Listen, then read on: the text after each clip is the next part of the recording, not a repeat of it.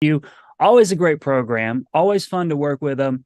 And we have a great time bringing you this program every Wednesday at noon, right here on the museum's YouTube channel. We gather around the glow of our screens in order to meet interesting people who are out there doing interesting things in the worlds of science, nature, conservation, education, and more. I think we do have a great show for you today. We've got some very interesting people, like I said, who are going to be joining us for today's program. And I'm excited to learn. Now, it's interesting. I bet there are going to be a lot of people tuning into this program who saw oyster in the title and said, I'm in. I've got my ice bath. I've got some lemon. I've got some hot sauce. Let's do it. And I think maybe we're going to get a little bit of that. But I think there's a lot more that goes into an oyster getting to your plate than just going out, finding them, and then having the hot sauce ready. And in fact, if you want good oysters, then you need to know a little bit of something about where they come from and the conditions where they live. And so we've got some experts on that topic. Everybody, Pat Donovan-Brandenburg. Pat is the Stormwater, Soil, and Erosion Control Manager for the city of Jacksonville out on the coast. And Pat joins me now. Hey there.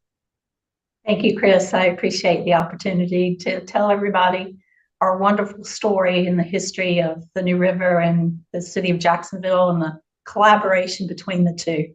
It's truly a story that we need to continue to tell because, as you know, Jacksonville is a military town, and so we do have a high turnover rate. And history is there for a reason. It's so that we don't repeat it, especially the bad aspects of it. So we're looking forward to it. Thank you for inviting us.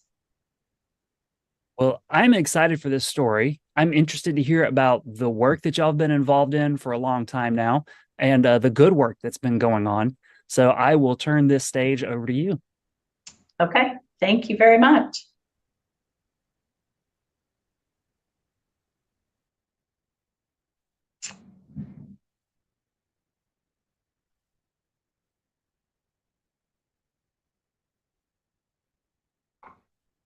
Is it not sharing? Okay. So the program today is called the New River Oyster Highway. We use this program to continue to improve water quality in the New River, put in critical habitat that was devoid in the New River for a very long time. And so in order to tell this story correctly, I need to go back in time and give you a little bit of history along the way. So what I want to do is introduce you to the New River. Up in the top of your screen, you can see Wilson Bay, which is where my field office is.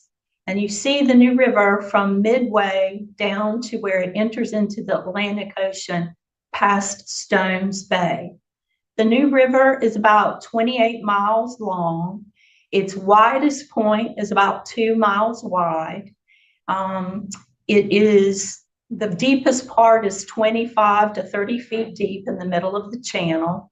And it starts with, what you can't see is off the screen, is up in Richlands, which is the northern point of Onslow County. Waters from the New River bubble up out of the earth. Beautiful, clean, crystal clear, drinkable water. And all of those springs in the Richland area flow south, coming together to form what you see before you here on this map, which is the New River. And we've had some issues with the river, considering it's so clean coming out of the earth up in Richlands as it flows south. It is a very slow moving river.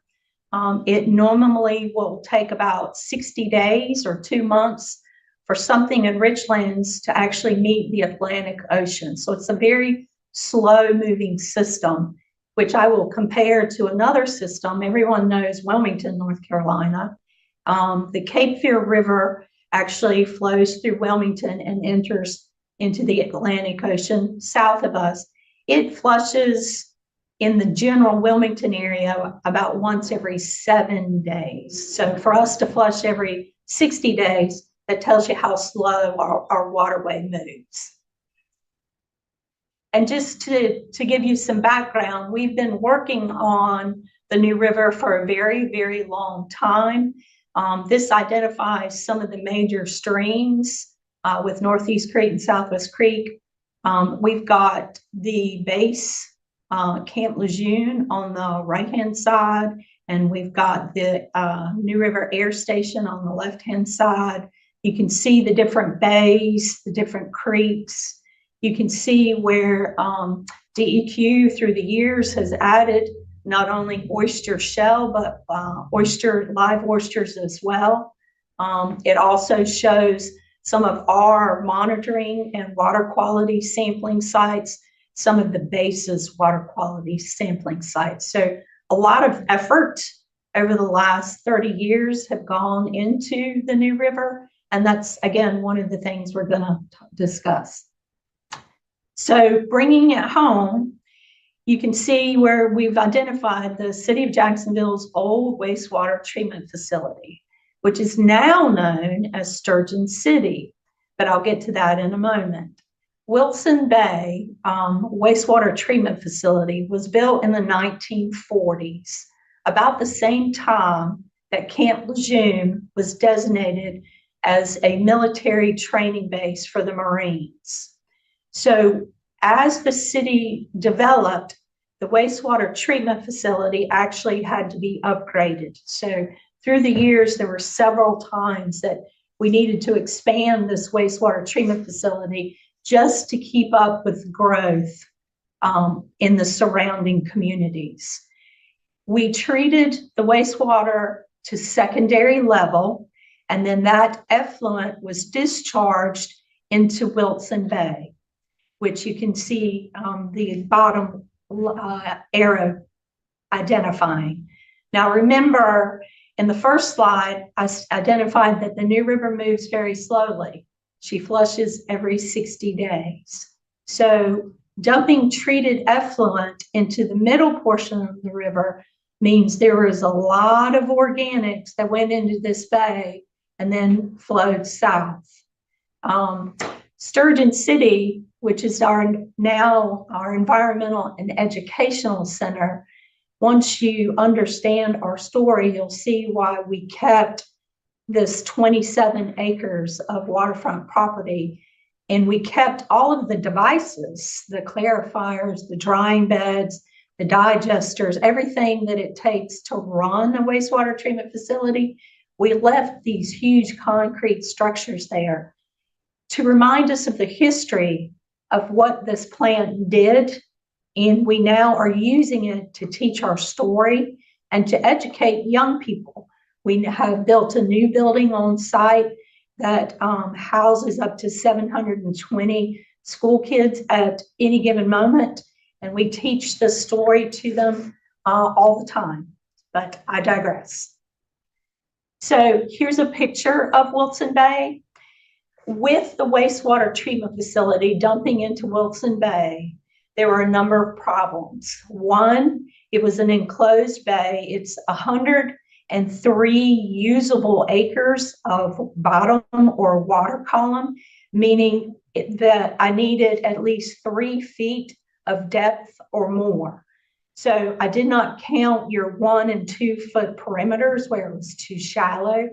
So even though we've got 3 to 7 feet of water, a lot of this area filled in.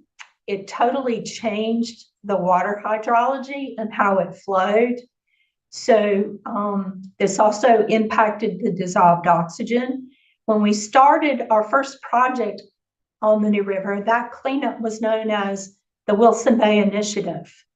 We started that initiative in 1997. We started collecting base water quality. And again, we found that the dissolved oxygen on the bottom and in the middle of the water column was 0 milligrams per liter. For a healthy ecosystem, you need 5 milligrams per liter. We had high nutrients, we had high bacterial counts, heavy organics. We were lacking a finfish community. We did not have a benthic community. So when I started the Wilson Bay Initiative, the initial cleanup in this part of the river, we thought, it can't get any worse. Whatever we do, it's got to get better. So the first thing that we did is we shut down our wastewater treatment facility. And what shut it down was in 1995, there was a hog lagoon spill.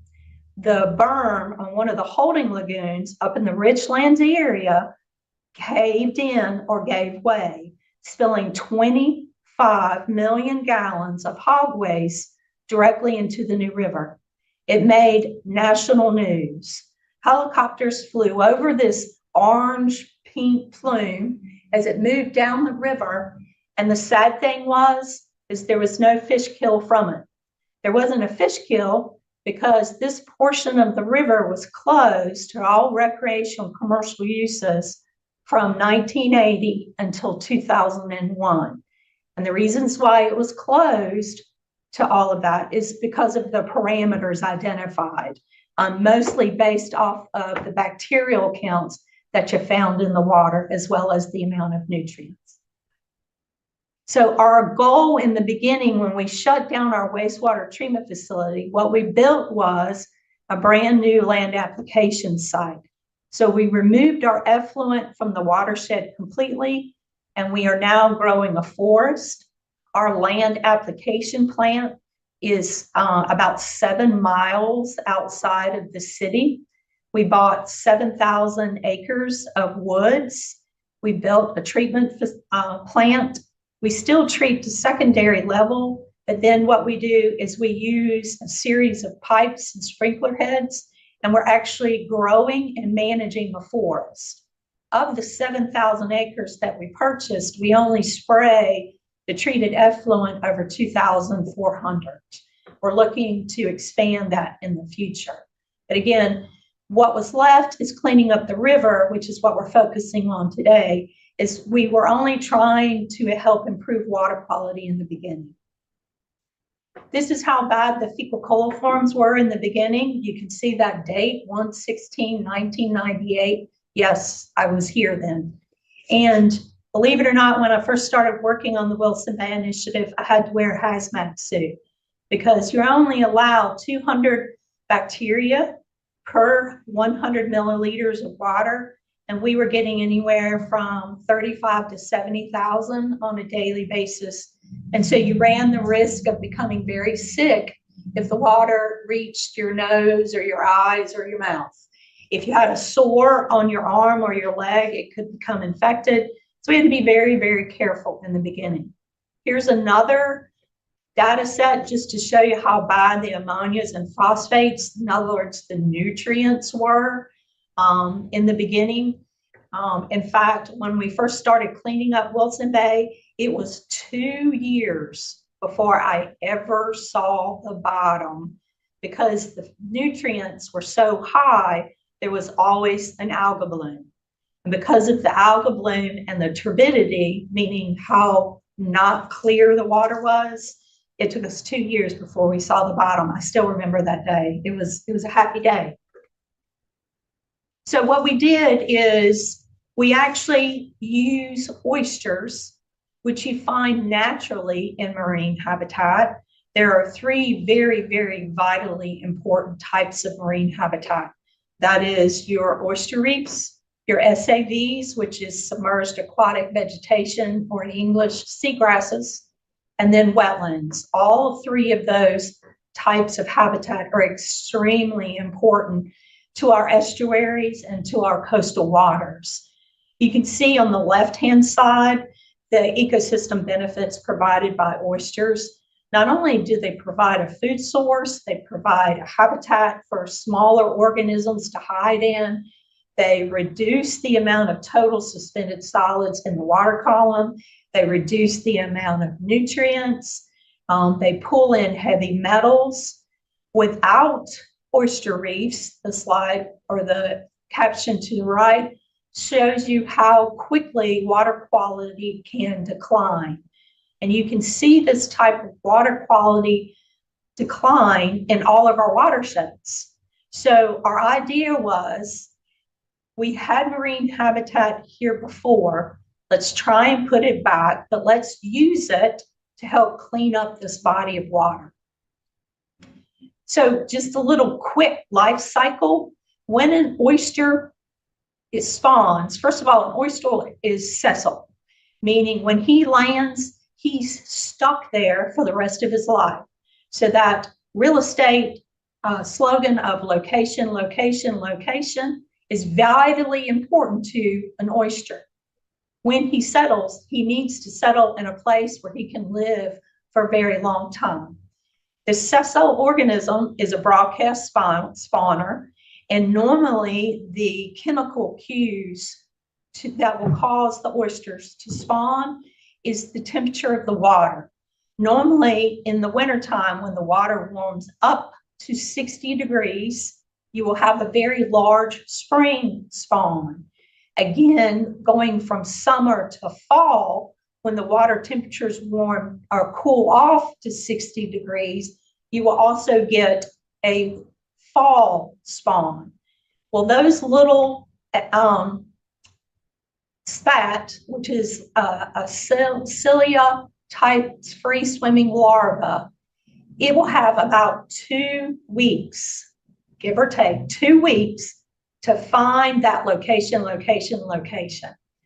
In the new river, because the river was moving so slowly, there was no hard substrate to attach to between Wilson's Bay and Stones Bay, that all of the oysters spat were dying out because there was nowhere for them to attach. So when I say hard substrate, what adult oysters do is as they're building their shells, they actually put out calcium bicarbonate into the water. It's a chemical pheromone. And the spat pick up on that, and they will actually try and swim to where they can find other oysters. Why? Because that's where they want to live. That's an established location that they would survive. So the first oyster could attach to a rock. It could attach to a dead oyster shell. It could attach to a rib mussel. But again, the 2-week time span is vitally important. So because of loss of habitat, think about a wastewater treatment facility. Not only the city of Jacksonville's, but I failed to mention the base and the air station also had wastewater treatment facilities that were all dumping into the New River. Again, we shut ours down completely, went 100% to land application. The base and air station also shut theirs down, built a smaller land application, and then a larger plant that treats to tertiary level. Tertiary level means it removes all the bacteria and viruses as well as the nutrients, as well as the turbidity. Tertiary level is as clean as man can get it. What other can clean to tertiary level? Bivalves. Bivalves are the best natural filter that you can find. But with the wastewater treatment facilities discharging into the New River for 50 years, what it did is, again, covered up all those living oysters.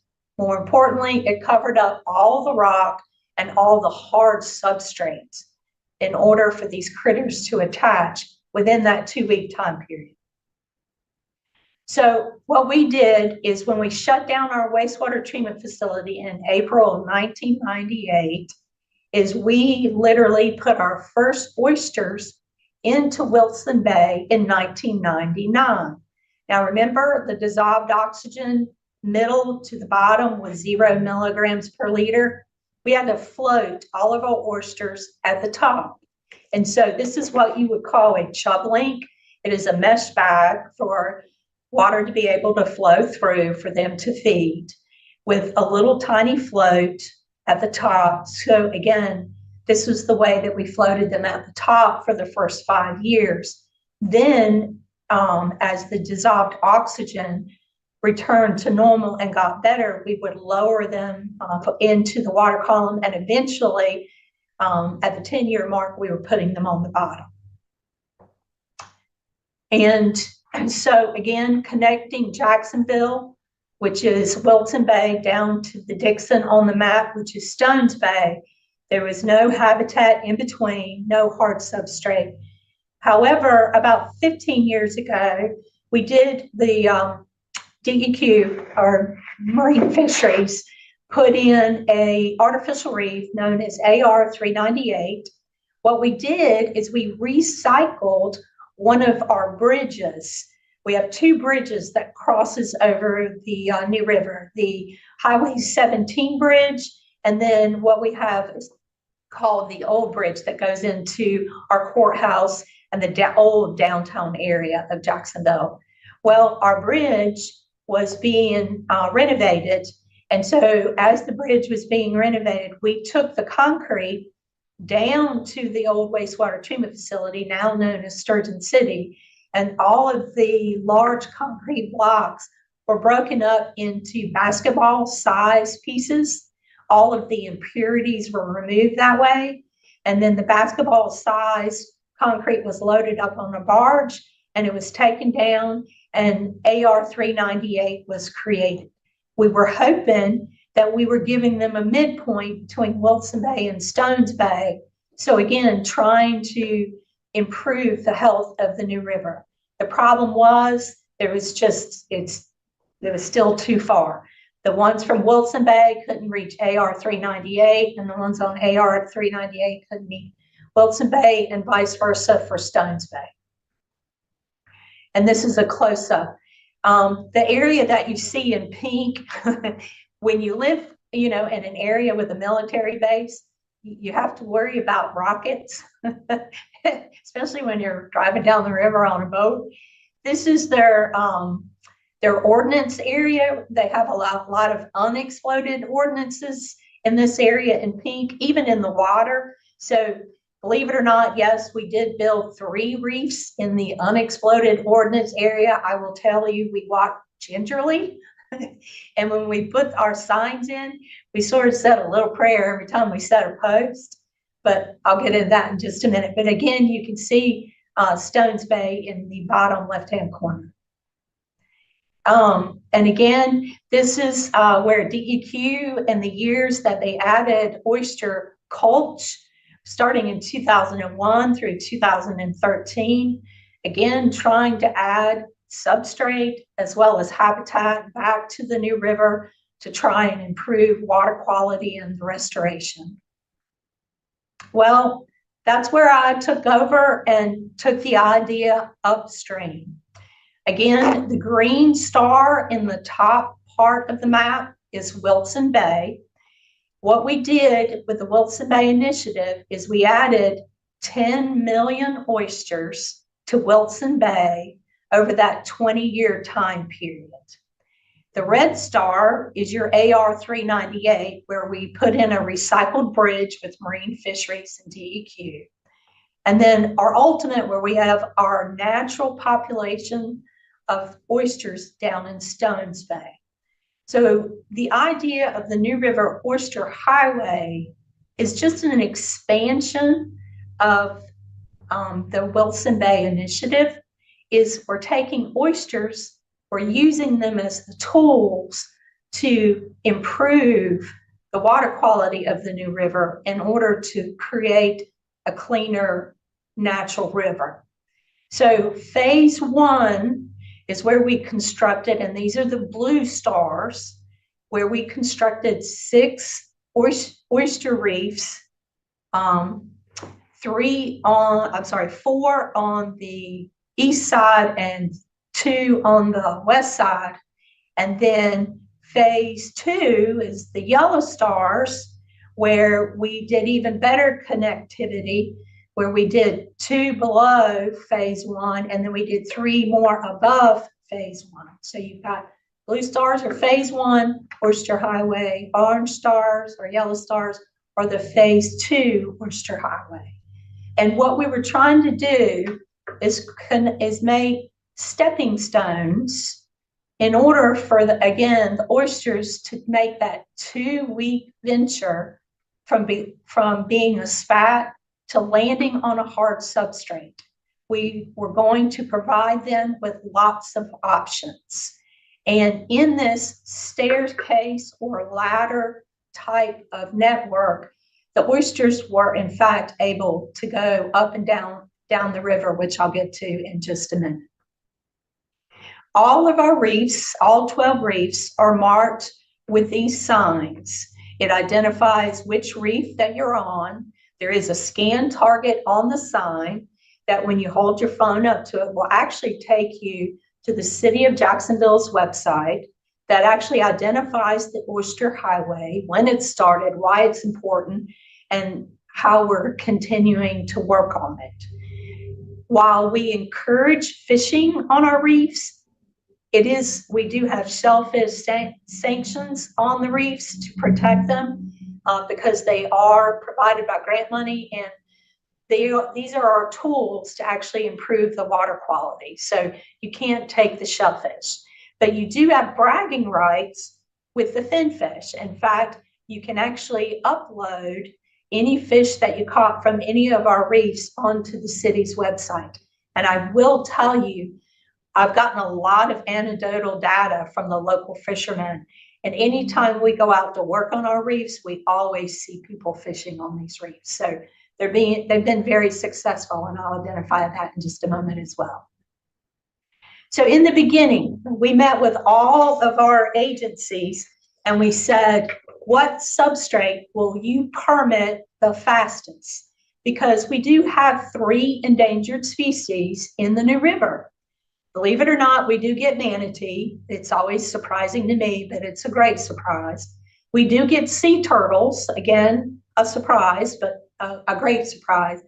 But the big one for us are sturgeon. Sturgeon are indigenous to the New River. Sturgeon have been around since the late prehistoric days, and they are bottom dwellers. They feed off of the bottom. They feed off of the benthic community. We had not had any sturgeon feeding in our area of the river for over 30 years because we, A, didn't have any dissolved oxygen that would support a benthic community. So why would they come up there? There's no food source. So again, we went to the agencies and said, because of the endangered species, please tell us what you will fund. So we threw reef balls at them, we threw reef makers at them. And then what we found is the agency said, well, we like these. These are called oyster castles. They're made by the Allied Concrete Company up in Virginia. What this is, folks, is a concrete Lego. This is a Lego that weighs 40 pounds, though. So when you go to build things, you make sure you got muscles. So what we did is we would actually build part of our reefs out of these concrete blocks. And here's how we built them. We would put them on top of a mat because we learned from phase 1 that these, because of the weight, we would actually lose part of the first level of our blocks because they would sink into the sediment. So phase 2, we improved from phase 1, but phase 2 and phase 3, they go on a mat, and there are 6 blocks on the bottom, and then we interlock 2 on the top. And what this did is it kept the endangered animals from becoming entangled or entrapped. And this is the second type of substrate that we used on our reefs. These are known as oyster catchers. The oyster catchers were made by a Dr. Niels Lindquist with UNC Chapel Hill. This is actually soil and erosion control matting. It is literally a fiber matting that's been twisted together to make like a bird's nest with a donut hole. So it's our bird's nest donut. And what this does is it provides lots of nooks and crannies for those little baby spat to attach to and hide in, because we have 2 big predators in the New River that love oyster spat, and those are blue crabs and black drum. This is the configuration of the oyster patties. In phase 1, we actually put them into a 4-leaf clover, meaning 2 little patties in the 4-leaf clover with 2 larger patties on top. And the larger patties on top were actually put out into the estuary for 6 months, and all of these patties were transferred back, already coated in lots of oyster spat. So what we did is we seeded our sites with oysters. Now, phase 1, we had the 4-leaf clover. Phase 2, we changed. And again, this we learned from our monitoring our sites, is we actually changed it and put the larger patties on the bottom and the smaller patties on the top. Same thing to keep it from sinking down into the soft sediments. And then it's held in place by a little spike or a rasta. And this is us moving the oyster patties as they are coated in the oysters. Like I said, they were put out in the estuaries for 6 months, and then we would move them on location, and this is what it looked like. So you had to use really thick gloves because these things would slice and dice, but they were still beautiful because I knew what they were going to do. This is how the actual reefs were configured. They were a ½ acre in size. On the right-hand side, the dark blue circles, hollow, actually indicate where we put the oyster castles, which are the blocks. We did 6 rows, and in the 6th row, there were 15 individual reefs. On the left-hand side, the UNC Chapel Hill Carolina blue circles were the 6 rows of oyster catcher reefs. Again, in each row were 15 individual reefs. The reason why the spacing was the way that it was is we've been monitoring these reefs from day 1. Phase 1 was putting in 6 reefs. Phase 2 was putting in 6 reefs. Phase 3, as you see here, is actually expanding each ½ acre reef to 1 acre.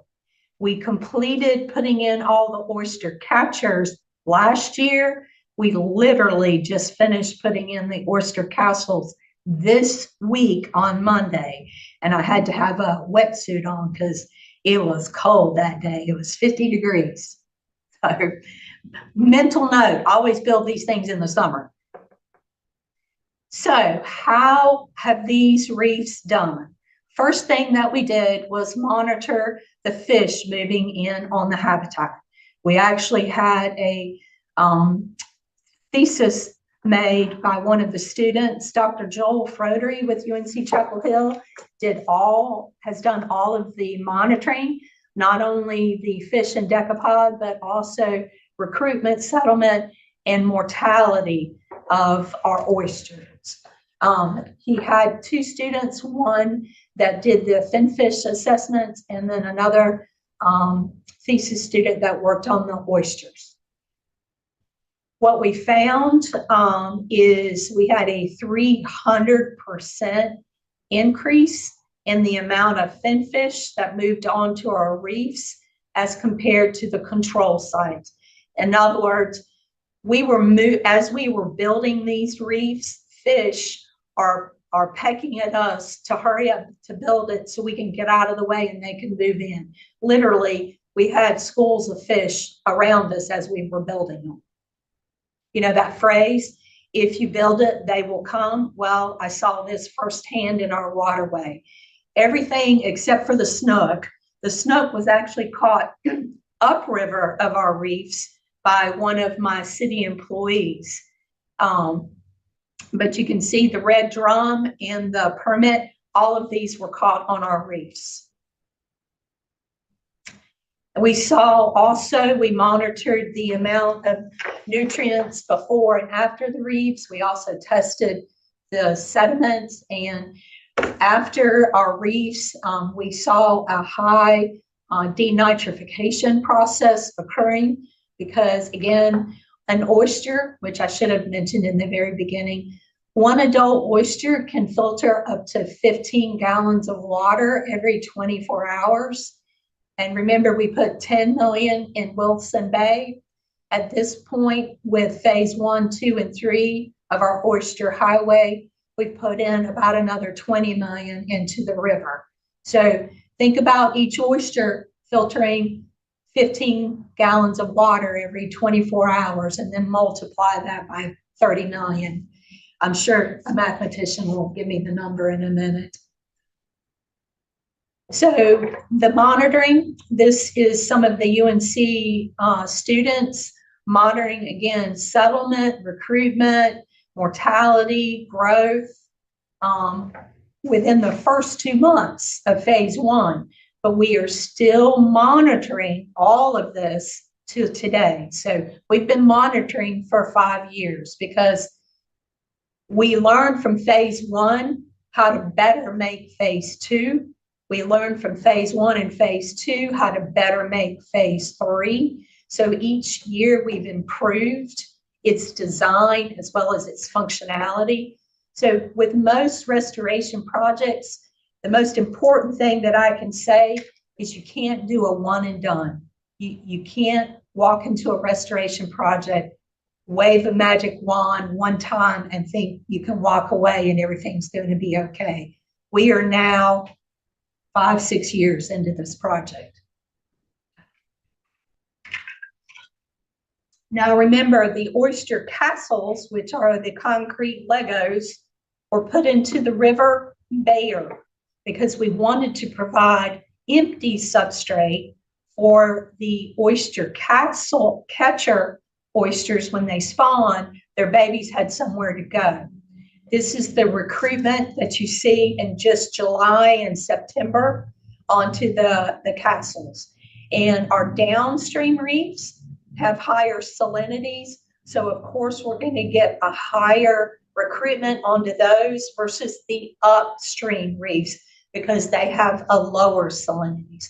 So the lower reefs will have a salinities of 20 to 35 parts per thousand, whereas the upper ones could have 5 to 15 parts per thousand. Now here's our oyster and mussel counts on the castles.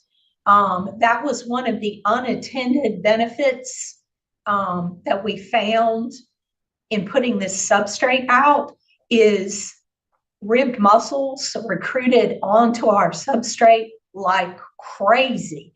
And we had no idea there were that many mussels out there, okay? This is an actual underwater picture of our oyster castles. You can see in picture A, you can see the 3 blocks or the 6 blocks on the bottom with the 2 blocks interlocking on the top. And this is after several hurricanes and tropical storms. They really cement themselves in there when we add the oysters, and it remains staying just like that. And then there's a close-up of the oysters where we pulled off some of the algae in picture C. And then the monitoring and recruitment and mortality. Here is one of our catchers pulled up. You can see the oysters in the middle, and then underneath all of the rib mussels were actual oysters as well. But you can see how many rib mussels recruited onto our substrate. We're guessing, up to 300,000 mussels. So those were for free, which is woohoo! I didn't have to pay for those. That was a rib mussel will also filter the water. They just do it at a lesser rate than an oyster does. And here are the oyster and mussel counts on our oyster patties. Again, our downriver sites do better than our upriver sites. Okay. And here's pictures of our oyster castles. Catchers under the water. You can see the spike or the rasta that was in the middle on the left. The ones on the right, unfortunately, some of our fishermen with their boats have knocked over some of our catchers, but they're still on the bottom. It doesn't mean they're not still filtering water.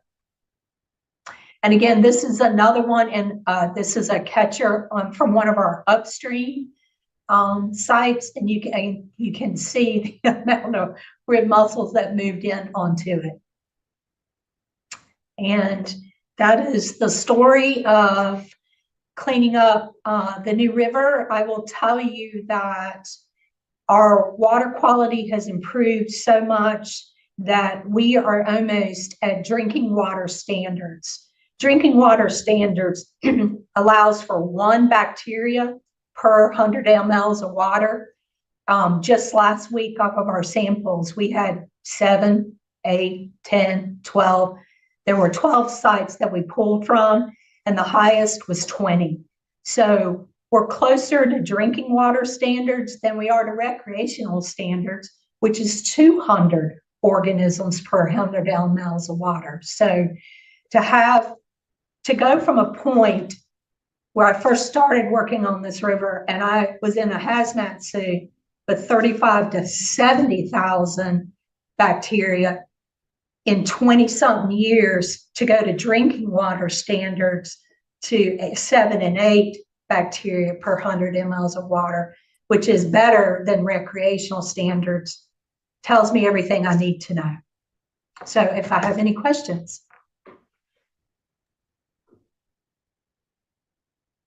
Well, first off, everybody, if we were sitting in a room together, Pat, I'd say everybody give you a big round of applause. So wherever you at, you can still great big round of applause. You can drop little clapping hands emojis into the chat for Pat and this work. This story is amazing to me. It's really incredible, because I feel like there's a lot of ways this story could have ended differently. Like it could have ended with Jacksonville just expanding their wastewater plant again, or adding, updated technology and getting to the, like another higher standard of filtration and cleaning. But instead, you actually looked at the ecosystem. Like you took like a whole environment approach, which is innovative, I feel like. The city of Jacksonville had great leadership, still does, but I'll never forget our mayor and council making the statement that it was our moral responsibility to clean up the New River because she's ours. She starts and ends in our county. We can't point fingers at anybody else. It's our fault. We need to step up and take ownership, and we did. So that's fantastic. Viewers, let me remind you, if you've got questions, and I'm sure somebody out there does, drop them into the chat for us. This is the time, whatever you're thinking about, whatever you want to know more about, let me know in the chat and I'll grab your questions and feed them over here to our guest speaker. So go ahead, get those lined up and queued up for me. Pat, I like talking about the environment, but I've heard stories like this for a lot of years now. I've done my own readings on a lot of this stuff, and so much of it doesn't happen without the money. Can you talk a little bit about the collaborations and the partnerships that you developed in order to actually make this project for 20 years a reality? So that is a vital, important part, and I apologize for not speaking about it at the very beginning, because without that, it wouldn't have happened either. In the beginning, with the Wilson Bay Initiative, we had one group that believed in us, and that was Clean Water Management Trust Fund. They put a chunk of change into the Wilson Bay Initiative, and then others followed suit. Sea Grant, NOAA, the U.S. Army Corps of Engineers were their 206 project. They were all involved, and the Burroughs Welcome Fund were involved in the initial Wilson Bay Initiative. And I will tell you, it was like pulling teeth in the beginning because a project like this had never been done before. No one had ever used oysters to clean up a polluted body of water. We weren't even sure it was going to work. Things were so bad, we weren't sure we were going to be able to turn it around. But I always say that's what science is. Science is taking all of this information, all the tools that you have, creating your hypothesis, going through your test, coming up with your theory. And our theory was based on the filtration rates of oysters. This should work. Now, we also restored some wetlands. We also added in some aeration devices in the beginning into Wilson Bay to mimic the original water hydrology and get oxygen down to the bottom. But again, the oysters were the key components. And from the Wilson Bay Initiative, I'll never forget it. I was making a presentation to the North Carolina Wildlife Habitat Foundation in Greensboro in 2017. And I told them I have a dream story. And my dream was to restore all of the New River, meaning from Wilson Bay down to Stones Bay. And there was a gentleman there, his name was Eddie Bridges. Unfortunately, he's passed, but he was my hero. He stepped up and he said, we're going to get this done. I 100% believe in this project. And from him, he got the word out. And so we had not only public grant money come in, but a lot of private money from the Wildlife Foundation, from CCA, from individual people that live on the New River gave thousands of dollars. But we had Clean Water Management Trust Fund. I applied to them. I got my second grant. So the first was Wilson Bay Initiative. The second one from them was the New River Oyster Highway project. We also got a grant from EEG, from the Attorney General's office. We also got some state funding out of our state senate's budget. They put in a chunk of change as well. So private dollars almost match the public grant money, but phase 1, phase 2, and phase 3, we've had the cities not had to put a dime in. It was all grant money. We're up to 1.6 million for phase 1, 2, and 3. Now, I will tell you, we're thinking about applying for some more grant money from NOAA and doing a phase 4. The phase 4 would be saturating all 12 reef sites with substrate. No more, rows, empty rows in between where you can walk. I just want to saturate the site and load it with as many oysters as I possibly can, if phase 4 gets funded. But again, when I walk away, I'd like to know that the New River has some way to clean herself for decades to come. That is fantastic. Just incredible stuff. And somebody in our chat had a similar question, which was, how does the cost of this oyster highway compare to other options of human-mediated cleanup methods like chemicals? The Oyster Highway would be a drop in the bucket. It would be pennies. It sounds like it. Like you said, like all the grant money combined, I think you just mentioned, you said like 1.5, 1.6. Yep. Do you know how much it costs? That buys you like one crate of cleanup chemicals, I think, these days, right? Right. Well, just to compare, the wastewater treatment facility that we shut down, and when we went to land up, in order to build and operate land up, cost us $50 million. Okay. So 50 million to 1.6. And that was removing the effluent from the river, which was crucial, absolutely crucial, even though what the effluent was discharging was permitted. That still didn't mean it was the right thing to do. I was a little bit curious about the land application site too, and the process of finding the right place, and the science that goes into establishing a system like that, which I don't know a lot about, but sounds like a much better option for dealing with effluent. Well, an effluent puts too many nutrients into your watershed. Too many nutrients means algal bloom. Algal bloom means fish kill. Fish kill means another algal bloom. It's a vicious cycle. That's what happens in the Neuse all summer long, and that's the reason why. By removing the effluent and going to land application, what do you put around your flowers and your plants and your vegetables in order to get them to grow? Fertilizer. Well, what are we doing to our forests? We're adding fertilizer.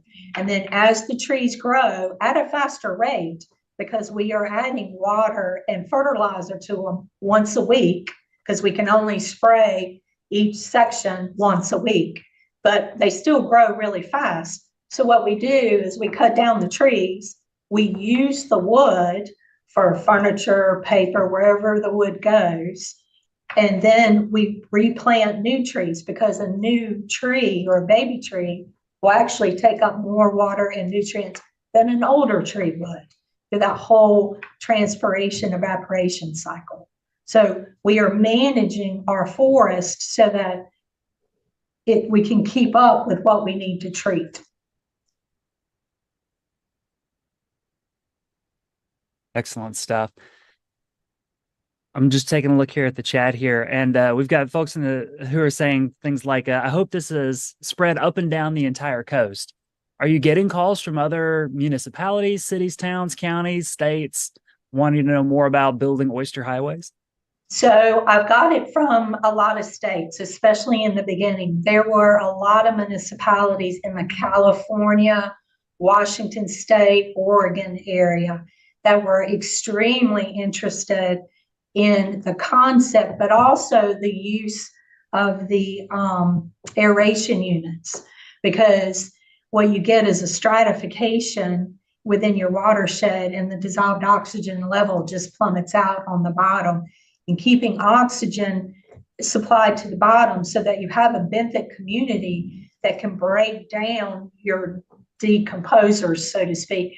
They do a much faster and better rate with oxygen than anaerobically without oxygen. So we also had quite a few around the Chesapeake Bay area that was checking as well as up north in some of the northern states. But yes, I would like, for North Carolina, I would love to see all 20 CAMA counties eventually work towards that. It's the only way our coast is going to truly get any cleaner. As more and more people move in to the area, we've got to be able to keep up with that demand. We've got to do a better supply. Yeah, absolutely. And I mean, and like you talked about so well here, the importance of, we value clean water. I feel like people do, you know, in the last 50 years since, you know, like Clean Water Act in the 60s, early 70s, we sort of understand clean water is good. Our rivers don't need to catch on fire anymore in order for us to need to do something about water quality. But at the same time, so many of the methods that we might try to use rely on technologies and rely on chemicals, when we can at the same time get clean water by building up the environment and making the ecosystems around us function as they should properly. And we get so much more benefit from that. Like it's good for the fish. It's also good for us. People would want to see sturgeon in the new river as much as they would want to maybe be able to go swimming in it and fish from it. Exactly. And the new river is classified as recreational waters, which we started on the project in '97, collecting baseline data. We then put the first oysters in Wilson Bay in '99. We actually reopened the new river in 2001. Remember, it was closed from 1980 until 2001. All of our river has remained open since 2001. That's fantastic. That's great news. It also, and I guess you alluded to this too, it's just impressive that this project has lasted so long and is ongoing even still. Right. It's not a one and done thing. Mm-hmm. It's taken 20 years to get to this point of consistent, positive work and positive pressure to make it happen. And in order to keep the new river clean, that has to maintain itself, versus any sort of like single infusion of cash or people and resources in order to make it happen. I like the lesson there that keeping the environment clean and healthy is an ongoing thing that we all have to contribute to. And also think that the wastewater treatment facilities polluted the watershed for 50 years. But in reality, we reopened her in 3, and we continue to improve the water quality. So 20 years to make her to the point that she's almost drinking water standards to where she was closed. for, that 50 years. It took a long time to bring her down, but due to technology, and all we did was use what was already there. We used Mother Nature, what she provided in the beginning. It was just restoring that original habitat, putting it back. Anytime any of the stormwater projects that we permit, if we can put in constructed wetlands instead of a retention pond or a grass swell or sand filter, putting wetlands back is crucial, especially along the water's edge. So it's just putting back what was there. It's science. It's just not rocket science. Right. I love that. That's great. So Pat, we've only got a couple of minutes left here. I don't know that I've ever been on the New River. If I come visit Onslow County, what's your favorite spot? What should I hit up? What should I go look at? Well, you should let me know when you get here, and we'll take you on a boat ride, and I'll take you down to the reefs. Yeah, that sounds fantastic. That I would love to see. It's quite eye-opening. And then, it's last year when we were going down to our furthest reef, which is actually reef number 4. As we were pulling up, of course, I have polarized glasses on so I can see what's below the water. I don't want to hit any logs because there's always logs floating. But there was a huge school of cow-nosed rays that were gliding through the reef and feeding on the fish. And I was so stunned because it was the first time that I saw the cow-nosed rays that I couldn't even speak. I just stopped the boat and pointed. Meanwhile, everyone else on the boat thought I was having a seizure or something. And by the time I said cow-nosed rays, they had already taken off. But, or when you see the dolphin swimming upstream into Wilson Bay and chasing mullet, or you see an eagle will take a fish from an osprey 10 feet off the bow of your boat. Those are the little things that you go, okay, wow, I've made a difference. We've made a difference. And again, to go from wearing a hazmat suit to seeing dolphins and cow-nosed rays and bald eagles, it sort of leaves you humble and realizing that, the Lord opened these doors for us to walk through, and that's what we did. We walked through them. Well, that is fantastic, amazing. Thank you for that work and that effort, because I know it's been an effort, and it looks like it's all paying off. It's been one of the greatest projects I've ever worked on. Well, Pat, thank you for being on the program today. And I'll express thanks to your assistant as well for helping, for technical specialist for running the program today. Much appreciated. Absolutely. Otherwise, something would have gone wrong. She's my good luck charm. Well, thanks to you both for being with us today. Viewers, thanks for tuning in to this edition of the Lunchtime Discovery Series. We had a great time. And you know what? We're going to do it again next Wednesday. We had so much fun today. Let's do it again next week. Come back here at noon on the museum's YouTube channel. You can also sign up for the Lunchtime Discovery Series email newsletter. That way you get the YouTube link in your inbox every Wednesday. It's just a click away to come and join us. Head to eenorthcarolina.org in order to get signed up. And then if you want to know more about what's happening here at the museum, of course, go check out the calendar of events at naturalsciences.org. Links for all of that stuff are also over in the chat. So again, we're only a click or two away from getting you all the information that you need to be a part of this program every single week. Next week, it looks like we're talking about black bears in North Carolina. Don't miss out. In that case, we're going west and we're going east. We're looking for bears. Don't miss out. We're going to have a great time. I hope that you'll come and join me here at the Lunchtime Discovery Series. Until then, take care, stay safe, be kind to everybody. We'll see you again soon. Bye, folks.